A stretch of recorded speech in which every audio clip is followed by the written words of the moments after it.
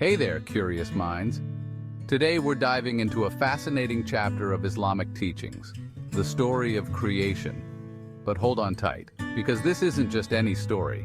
It's packed with lessons that are super relevant to our lives today. Let's pick up where we left off last time. Remember the deal between Allah, Iblis, and Adam? Well, it's time to unpack that a bit more. First up, Iblis. Now here's something to think about. Iblis asked Allah for a reward for his worship. Sounds okay, right? But wait a second. This actually reveals something pretty important. If someone gets upset with you and demands recognition for all the favors they've done, doesn't it make you wonder about their true intentions? That's exactly what happened here. Iblis made a whole list of requests, and guess what?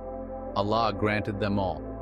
This teaches us something about generosity, even to those who might not deserve it.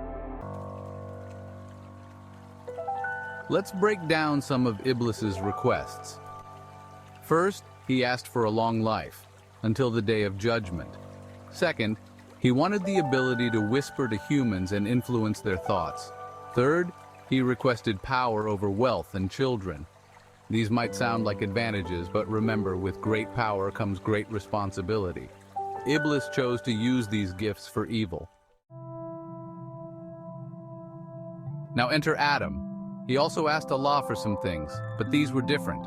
They were about empowering himself against the privileges given to Iblis. Adam asked for the ability to repent and seek forgiveness, protection for his descendants, guidance to the straight path. See the difference? While Iblis sought power, Adam sought protection and guidance. It's a powerful lesson about what truly matters in life. But here's the real kicker. Allah's response to Adam. Allah said the best thing he'd grant Adam was forgiveness, even without asking for it. Can you imagine how powerful that is? Think about it. No matter what mistakes we make, there's always a chance for forgiveness. That's huge. It's like having a reset button for our souls. This promise wasn't just for Adam or Muslims. It was for all of humanity. That's right, every single one of us has this opportunity. But here's where it gets tricky. We can't abuse this privilege. Some people think, oh, I can do whatever I want because Allah will forgive me. That's not how it works. Remember, while Allah is all forgiving, He's also just. We can't take His mercy for granted. It's like having a friend who always forgives you. Would you keep hurting them on purpose? Of course not. Imagine you're working on a group project. You mess up your part, but your team forgives you. That's great, right? But if you keep messing up without trying to improve, eventually it'll affect everyone. The same goes for our actions in life.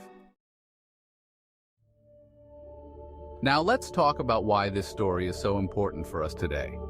In our interconnected world, we often face challenges that test our character. Social media pressure to always look perfect, the temptation to cheat on tests or assignments, and peer pressure to fit in, even if it means doing something wrong.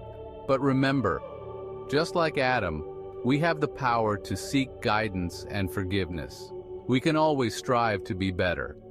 So, what does this mean for us in our daily lives? It's simple. Always strive to do your best, but know that if you make mistakes, there's always a path back. It's about balance and sincerity.